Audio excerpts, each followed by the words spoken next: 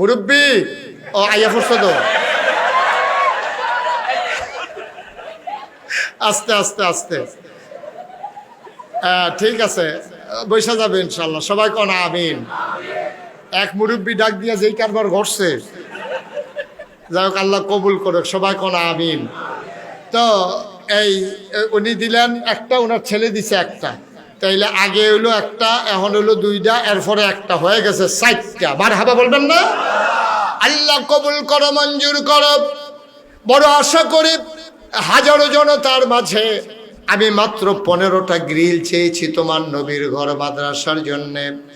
মানুষগুলোর অন্তরে মায়া লাগাই দাও, মাদ্রাসার জন্য কলিজায় মহব্বত পয়দা করে দাও।